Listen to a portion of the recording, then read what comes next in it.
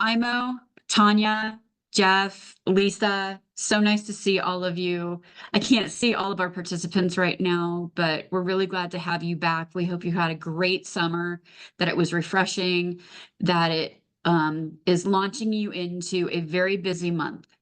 September and October are the months for third and fourth quarter to really turn up that volume, turn up that fire from low to high on that range, and really get in the movement of your job search.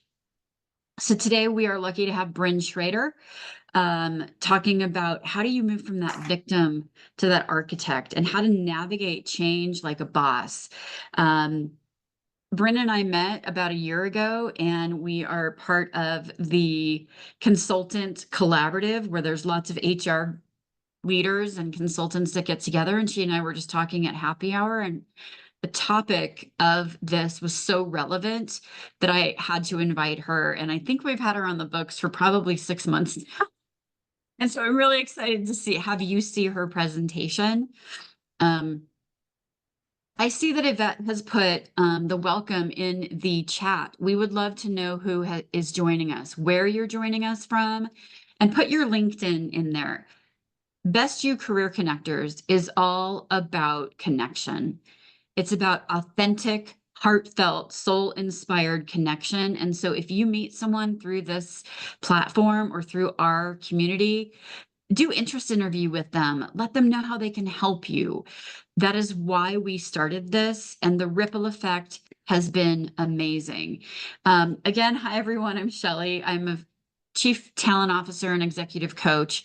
I've worked with over 200 clients in the past 5 years, and the result of that has been at least $7 million in salary increases, improved confidence and clarity and courage in the job search, but also in people starting businesses. I am a positive intelligence certified coach, and in 2016, I moved to Colorado, and I was a senior manager for Lockheed Martin. And then I moved into being the director of Comcast, or talent for Comcast. 5 years ago, I started my own business, and we have never looked back. My team consists of Yvette Bell, who is here with me today. She is my right hand, my director of operations. And if you're looking for anything dealing with graphic design, branding, you see a lot of my branding out there. She is the backbone behind all of that. I also have 2 contract recruiters who work with me. Anna Peters, she's working with me on some exclusive retained right now. We just hired someone for one of our clients in a VP of sales role.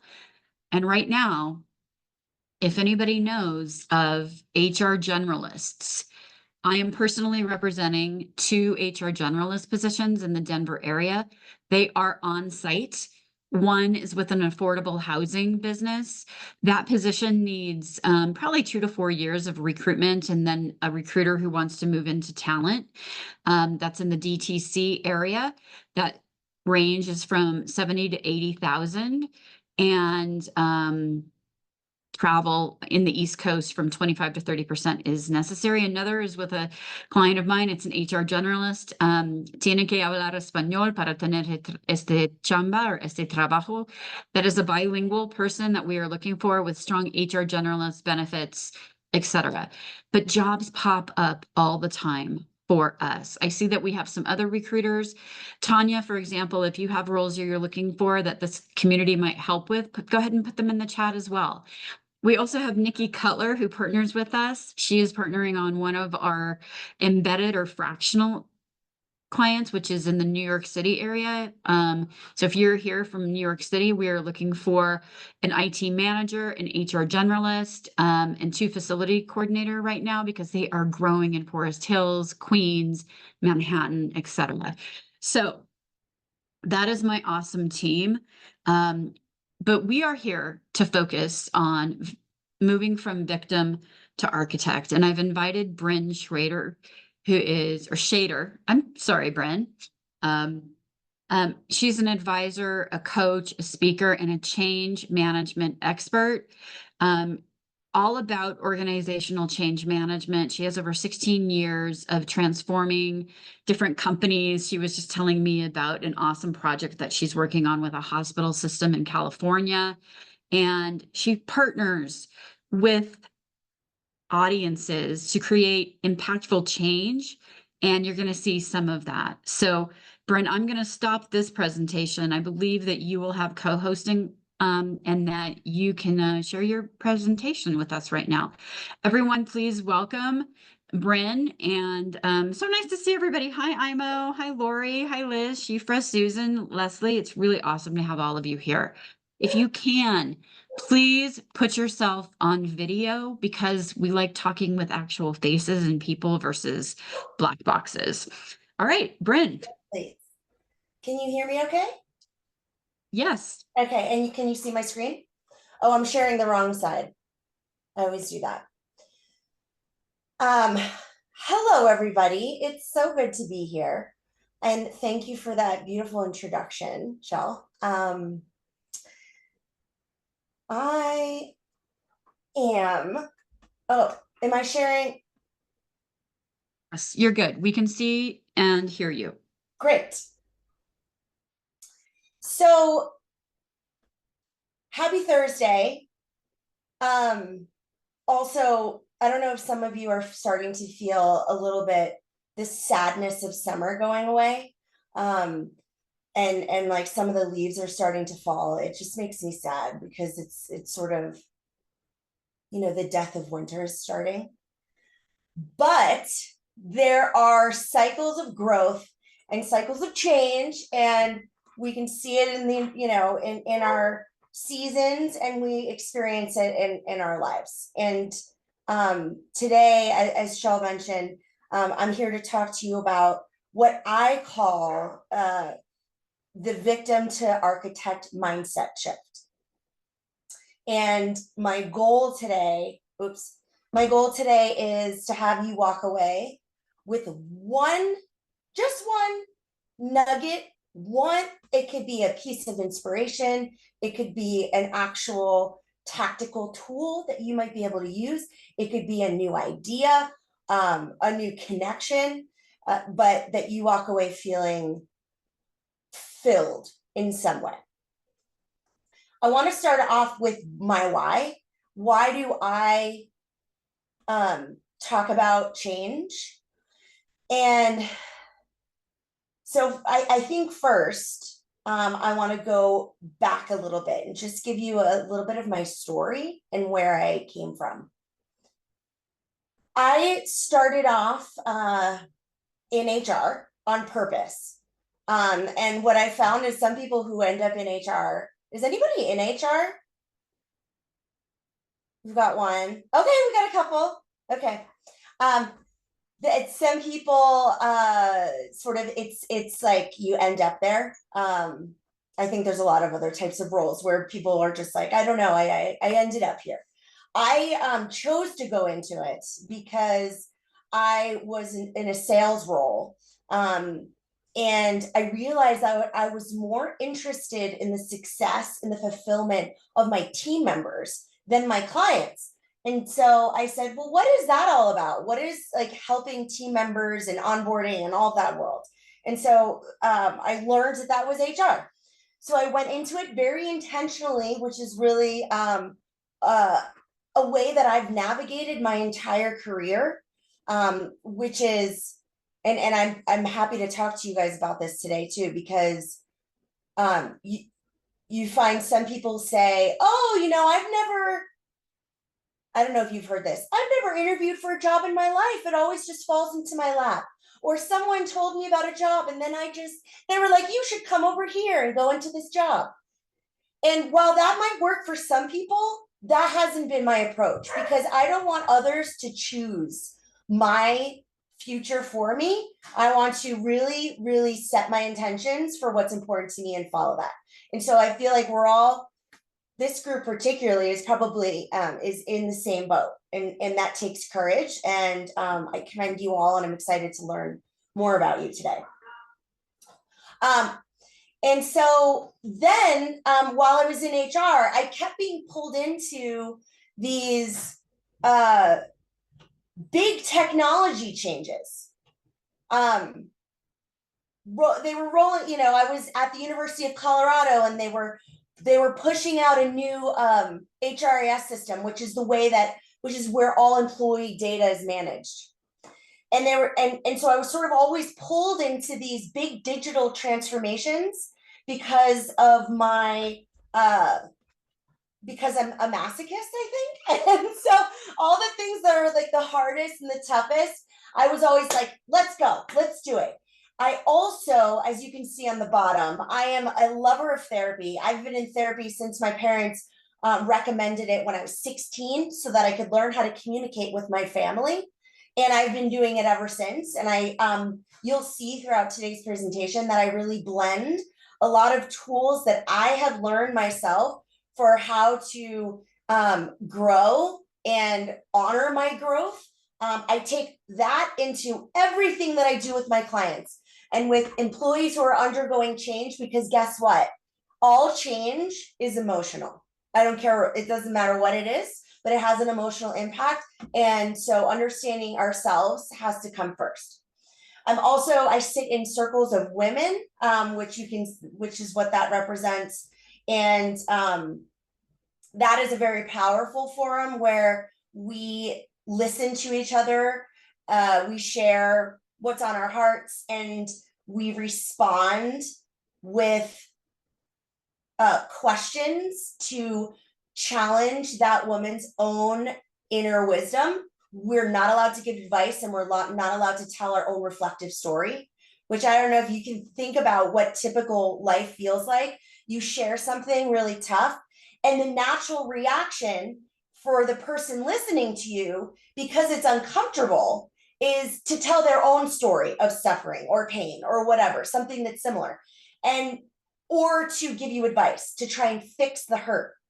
And so what that experience has taught me, and why I still I sit in these circles, is because when things are tough and when there's change happening, when you're looking for a new role and you feel stuck, it's really nice to have someone to just reflect your pain or reflect your discomfort and not give you advice. And then there is a place for advice and there is a place for support. But I just think it's important that sometimes we're just able to share. And you can see that in this picture, it's a picture of me doing a push-up, because I do a lot of push-ups because I hate them and they make me want to give up. But every moment that I don't give up and that I do one more push-up or one more burpee, helps me feel stronger. And so that's just my own way of sitting in discomfort that I invite you today to think about. How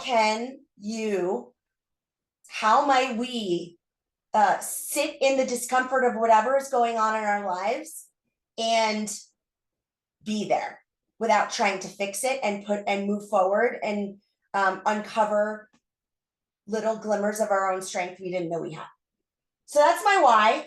I also wanted to mention that before I had Brynn Shader Consulting, which is now I'm very squarely focused on helping organizations navigate big change. Michelle mentioned that right now my client is, they've just rolled out a new enterprise resource planning system, an ERP. And so I'm supporting the supply chain team and the complete disruption that comes when you change the ways of working for individuals and in this case, it starts with the technology, but everything is impacted. So I'm very squarely focused on that type of work now. However, I did get my start in the world of kind of what Shell does. The first HR role that I had was in talent acquisition. I was recruiting. And then I had my own business called Jungle Gym Consulting. Does anyone get that metaphor? Because there's no more ladder. It's a jungle gym. You can go up and you can go down and you can go sideways and it's all good.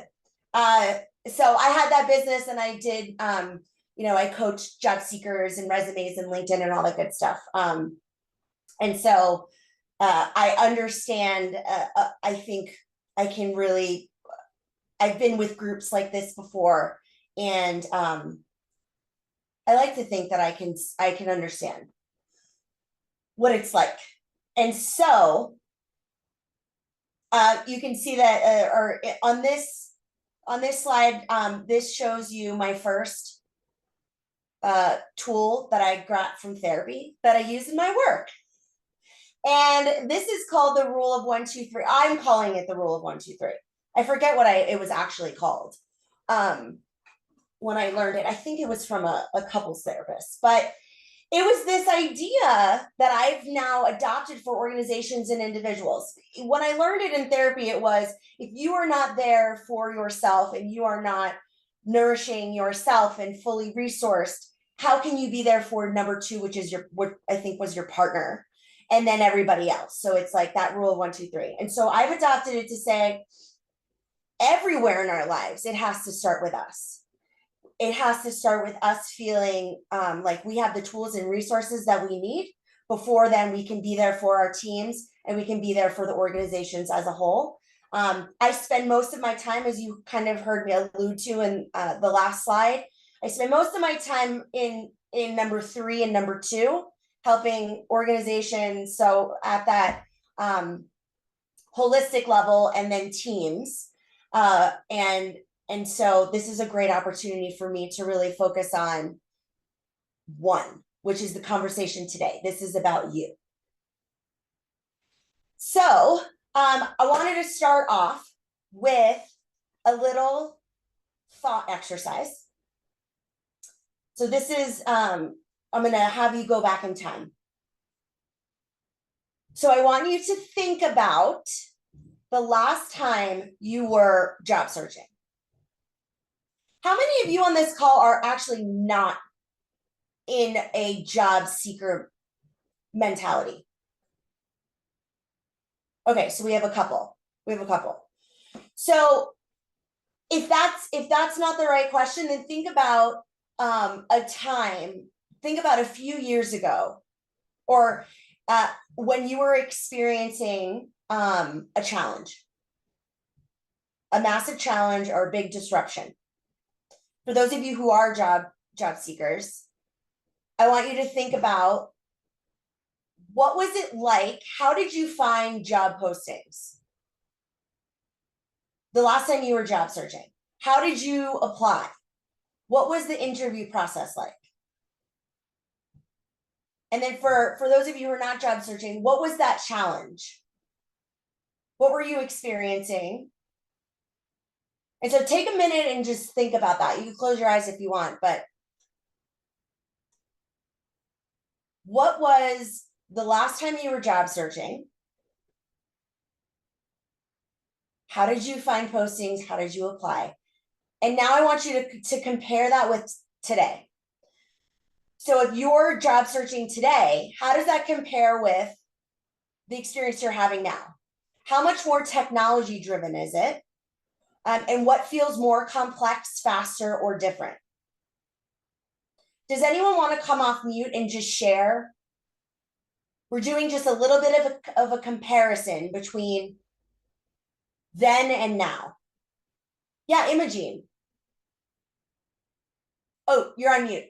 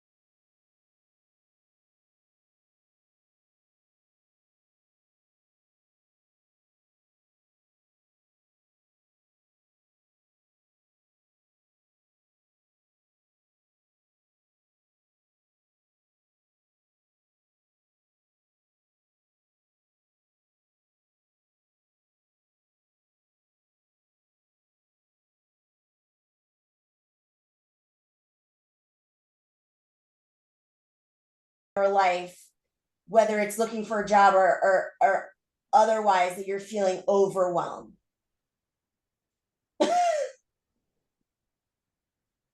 Okay. So for those of you who aren't feeling overwhelmed, I'm so happy for you. And I'm sure you have some wisdom that you can share with the rest of us today. So I want to talk about the three, and there's three really pieces of today that I want to focus on. So there's overwhelm, right? And there's change happening at a pace that we have never seen in all parts of our life, particularly when it comes to technology. And so I want to validate the change and the pace of change that's happening. And that's really this first piece. And I want to present to you the victim to mindset paradigm that I'm going to have you kind of think about and try on. Then you're going to identify opportunities for yourself and imaging this. That could be, sounds like you have an opportunity you can work with today. And we have 32 minutes left, or probably less, because we want a few minutes to close. So some of this might be takeaway homework that I invite you to continue journaling, continue thinking about after this session ends.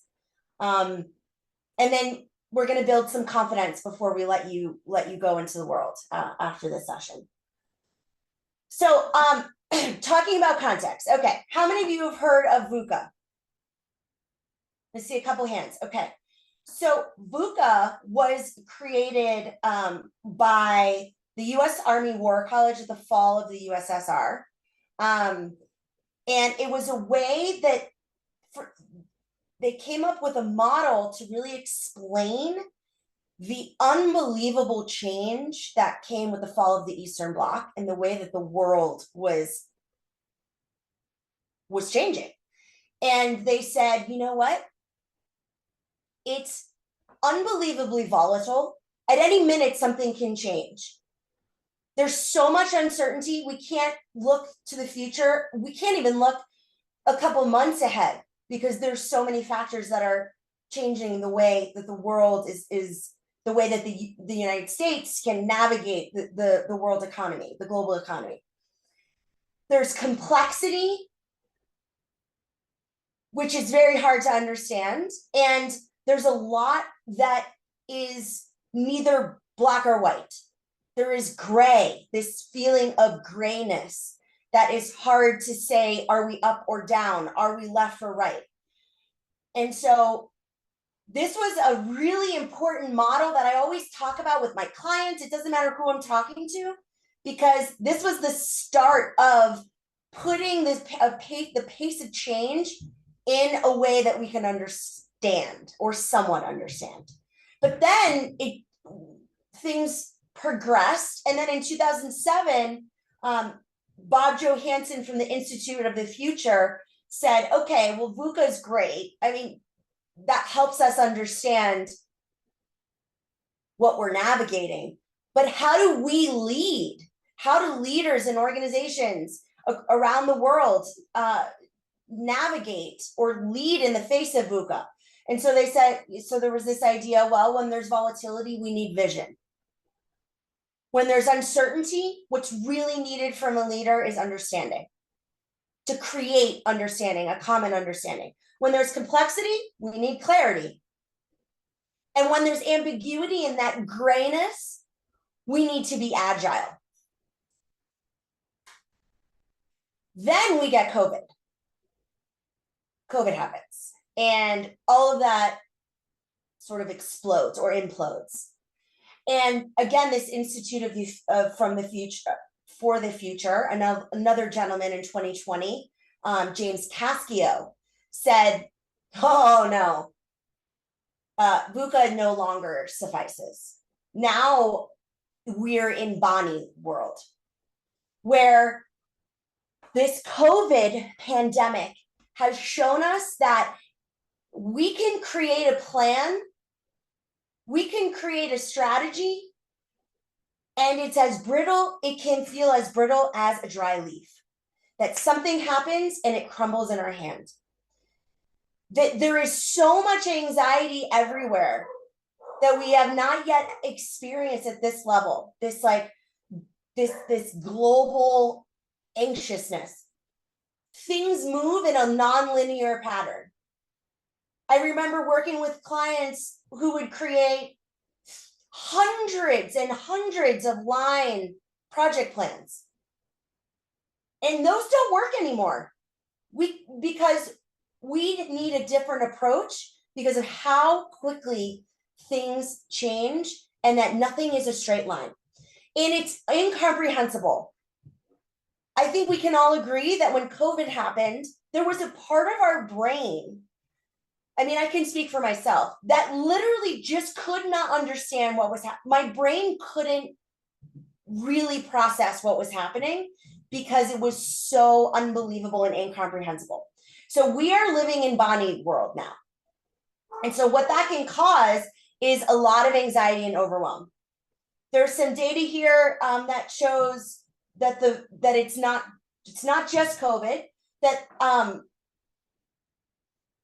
the digital transformation, the pace of it has increased by 300% in the past decade.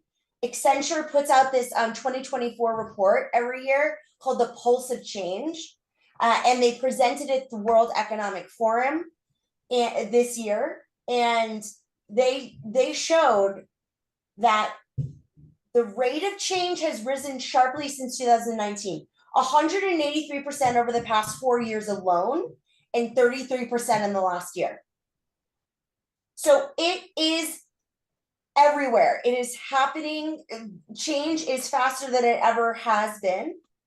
And it will only continue. So let's identify some opportunities for ourselves and how we relate to overwhelm, to change when we are navigating a Bonnie world. Let's go into that, the circle of 1, 2, 3. Let's start with 1. When things change, there are 2 factors that are shaken at their roots. There is our sense of stability and our sense of predictability. Right? So Imogene, you had this idea of what a job search was going to look like based on your last experience. Things have changed so much. And also, the world has changed. You as a professional has changed. I hope you don't mind, I'm using you as an example.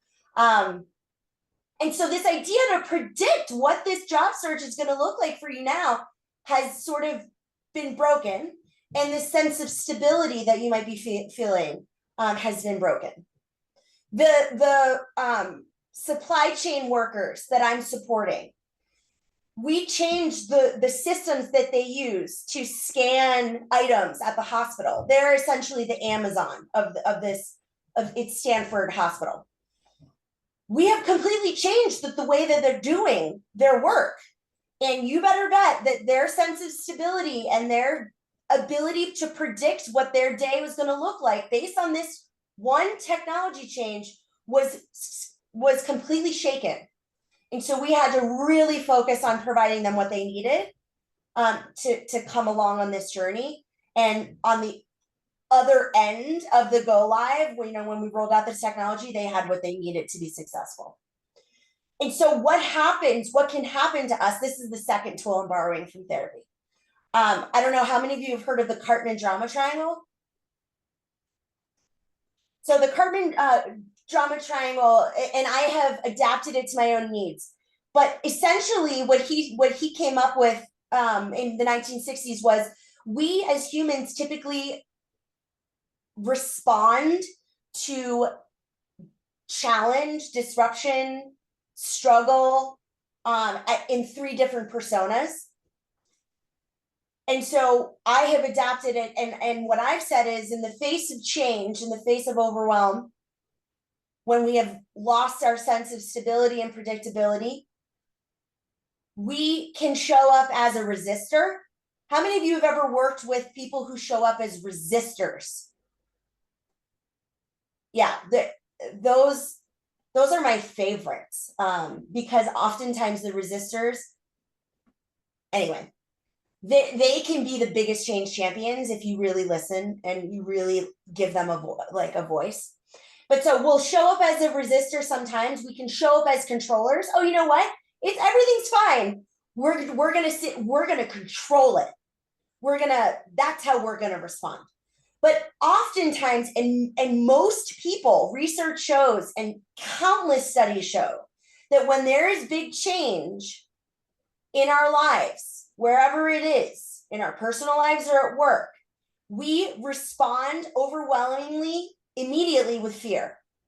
And for any of you who have studied like the neuroscience and the amygdala and the way that our brain functions, it is what has allowed us to survive this, and thrive. However, it can get in our own way if we're not aware of it. And so I'm going to focus and hone in on this persona or this reaction to challenge, and have you see in your life where it might be coming up. So how does a victim mindset show up? Well, there is typically a poor me, and that can look very different for different people, but it's a helpless kind of feeling. Like there is a passive, there is nothing I can do about this. There's reacting to problems versus solutions. So it's a very different energy too. It's very negative. There's often pointing fingers at others, and it's just like a very low energy.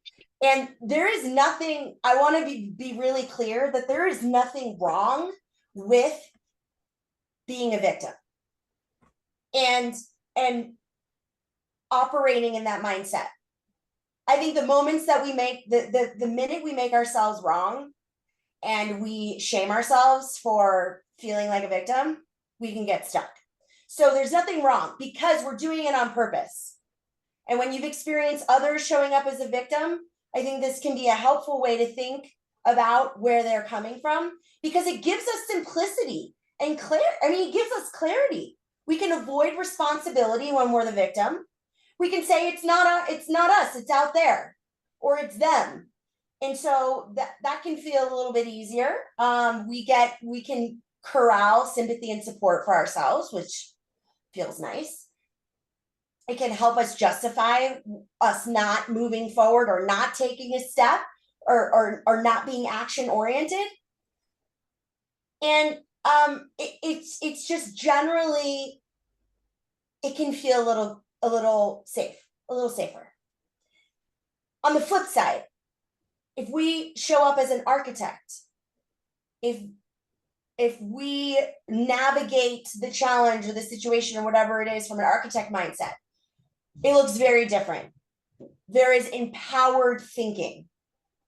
There is hopeful and inspired and resilient energy and problem solving. It's reacting to the situation from a problem solving mindset or from a solutioning mindset versus a focusing on the problem. It's like, here's a problem, and yes, this is what we can do. This is how, this is how another way to look at it that gives me some sense of agency. And we're going to talk about agency in a second. And there's taking responsibility for one's own choices. This last bullet, actually, the baby steps to grow and learn, that is a really key element of agile principles that I weave into everything that I do with my clients and when I'm working one-on-one with leaders. Because one thing I love so much about agile is that there is value in baby steps and there is value in experimentation and failure, because that means that we're growing. If we're not failing, we're not growing. There's a ton of payoff in showing up as an architect, or in embodying an architect mindset. There's resilience, there's personal growth. You're, inspiring those around you. You are feeling inspired yourself. You're looking at a longer term vision, just other than the discomfort of the situation. My the CrossFit trainer that I follow, she says all of the time, why are you here? Why are you here? Why are you here? You know, and that sometimes that gets me through the 10th push-up or whatever it is, or the 1000th burpee. Why, what am I doing this for? Well, it's so that my body is strong and that my muscles are strong and that I have a stronger immune system, blah, blah, blah. So I think that's a really important piece of the architect mindset. It's focusing on longer term. And so let's talk about this last piece, which is agency. So any of you read A Man's Search for Meaning?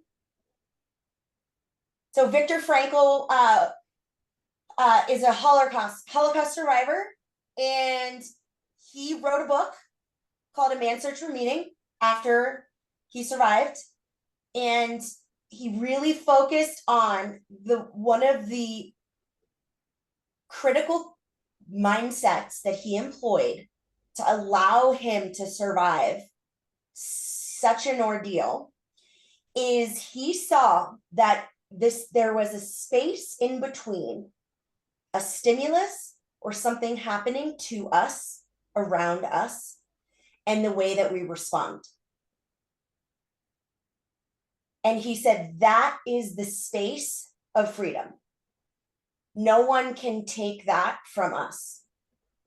And he said no one could take that from him. And that's how he survived. After reading that book and thinking a little bit about his experience, what I've seen and what I've talked about, the word that comes up with my clients and myself is this sense of agency. The unlock in moving from a victim to an architect state of mind is honing in on your own sense of agency, which is defined as the ability to take action or to choose what action to take. So in thinking about, Imogene, I'm using you as an example again, the overwhelm of not really knowing what these recruiters are looking for and what should you be highlighting in your resume and what action should you be taking. There is the space between that and the response, which is I have the power to influence my life and surroundings through my choices and behaviors. So I can decide how I move forward.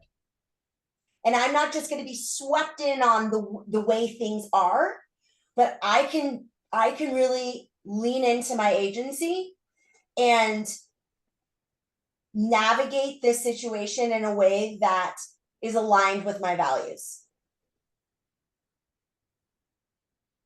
When you increase your sense of agency, you increase your sense of perceived control. Like it's easy to say these recruiters or these job posting or these companies have all the control. They have all the control over what they're looking for. And I don't have any. But I would flip the script on that and say, you can increase your sense of control, your perceived control, and increase your agency. And that could result in behaviors that in taking actions that you wouldn't have taken in a victim mindset.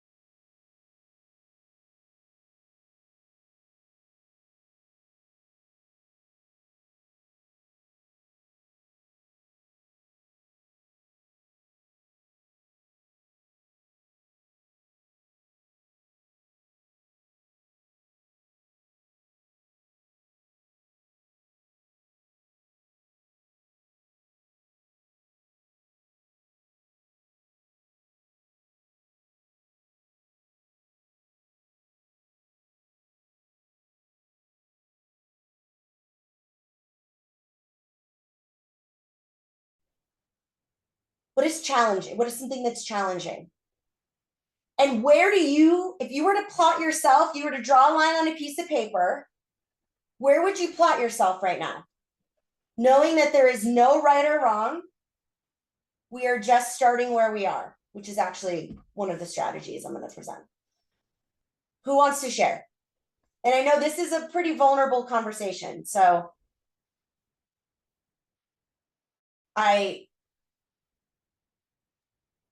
invite. We have mostly job seekers here, and this is such a vulnerable topic, and it aligns so well with victim is actually one of the saboteurs in the positive Yes. intelligence program, Brynn.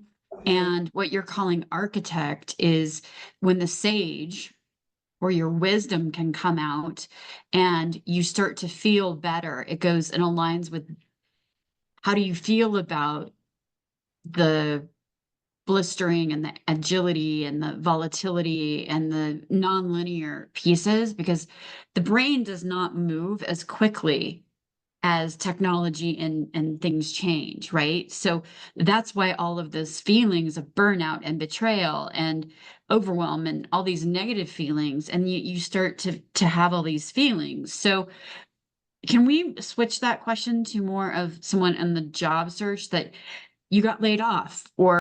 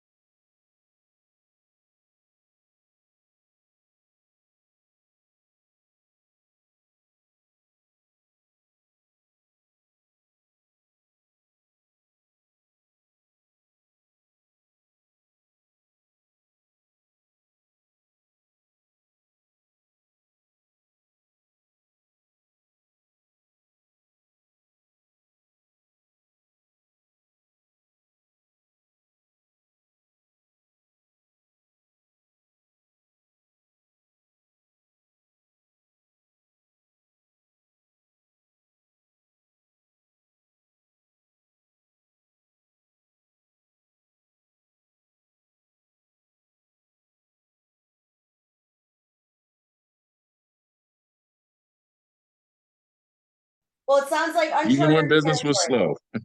Uncharted territory. Well, Yeah, thank that's you for probably good.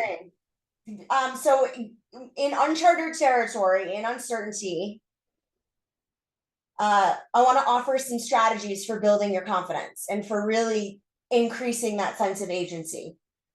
So the first one is to pause and look inward. And this is really focusing on self. This is that number one in the rule of 1, 2, 3. The second one is get proactive. And then the third is commune with others. So let's look at each one of these in our last couple minutes here. So pausing to look inward.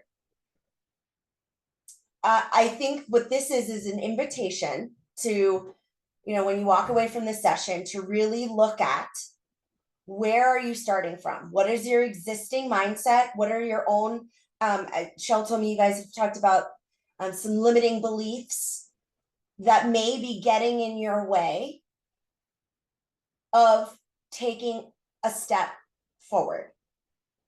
What are some of those internal obstacles? This bullet here, foster a growth mindset. It's so much easier said than done. And it's a really important point. And what does a growth mindset mean? Who wants to just share really briefly on what does this concept, I don't know, in my industry, we've heard this for years. Everyone's talking about it. But what does it actually mean in your life?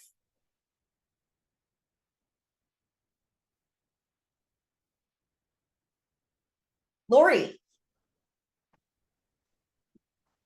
Shortest way I can think of it is I'm not stuck. I can learn even if I'm not there yet. Yes. Thank you. Something that ties in with this is this concept of relentless incrementalism. I heard this recently and I was like, oh, that's brilliant. Relentless incrementalism. It's taking a growth mindset to the next, to like a more digestible state, which essentially it means you are not taking these massive leaps forward every day. You are, Jeff, going for your walk because that's important for your well-being. And you are, applying for one job and maybe reaching out to 2 people instead of 1. It's little steps over relentlessly over and over. And I think that's a growth mindset that can help us move forward and know that there is always learning and we just need to keep taking a step. And with that, which I'm sensing from you, Lori, there is some self-compassion, some empathy, patience with yourself, because you deserve that. Get proactive. So envision the future. So this is really, I had talked about the difference between architect and victim. Victim is focused on the problems of the here and now. Architect is visioning for the future. So vision your future, whatever that might look like. And by the way, you can vision over and over because maybe you change your mind. That's allowed. Identify opportunities for yourself, whatever that is. Maybe it's, I don't know, going to a networking event like this, or doing something different, like Imogene, I'm going to reach out to people I've worked with in the past and get some referrals. And set clear goals around it. I'm going to get 3 referrals or whatever it is. And then there's this experiment and fail forward. When you are relentlessly taking incremental steps and you're being relentlessly incremental, you are going to fail, probably. And we want that. We want that. Because failing means you're trying, and failure is information so that you can learn and do something differently next time. And celebrate that learning at every chance you can. And the last piece, which we're really doing right now in some ways, I wish I could have had you guys go into breakouts and really talk to each other. time was a little bit an obstacle, but find places that you can commune with others. Rally around a shared purpose. Like, these are great events, these webinars, and go and get in person with other job seekers. And you know, it can really make a difference and help you feel in a sense of community that I think is really important, and a shared sense of commitment. And I love how you talked about, Jeff, the grief and loss, the Kubler-Ross grief and loss curve. Create space for grief and honor what's being lost. You know, Imogene, when you're moving into whatever is next for you, there is going to be some grief of how different it is from what it was before, and a lack of knowing what you're doing, maybe right away, a lack of confidence. And give yourself space to feel sad and depressed about it, or scared, and seek feedback from others and advice from people that you trust. Like and you spoke to that, Imogene, reaching out to these people who know you and your work and your value. And so, everybody, thank you so much for your time. Change is calling. Be kind to yourself, because you're a boss.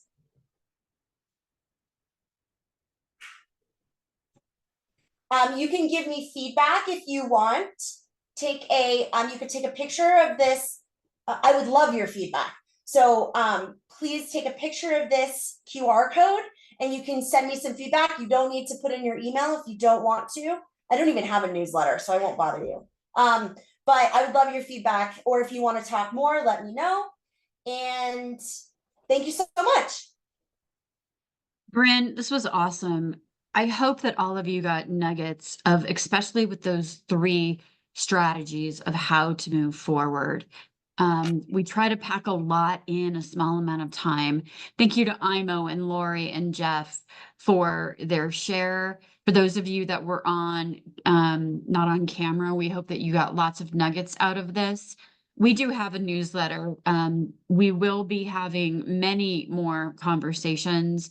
I'm working on a panel of Behind the Recruitment Curtain with more recruiters, another called The Future of Work, and another, which is one of our most popular, of how do you combat ageism. If any of these topics resonate for you, make sure that you're on the lookout this fall for more speakers. We will be having more, and Best You Career Connectors is this community for you, where as job seekers, or those of you that are looking for professional development and working, we are here for you. We love relentless, what is it? Incrementalism. Relentless incrementalism. That's like my new motto. I know. I'm gonna go do some things incrementally. And Brynn, thank you so much. This was really, really good. And thank you so much for joining us today. We will see all of you soon. If you'd like to join a new program that I have coming up, Yvette put that in the chat, and it really does get to how do you change those neural pathways of victim or restless or controller or hyperachiever or hyperrational or pleaser or whatever it is. And how do you move more toward these goals? We can help you with that. We're here to be supportive. We'll talk to you later. Thank you so much for joining.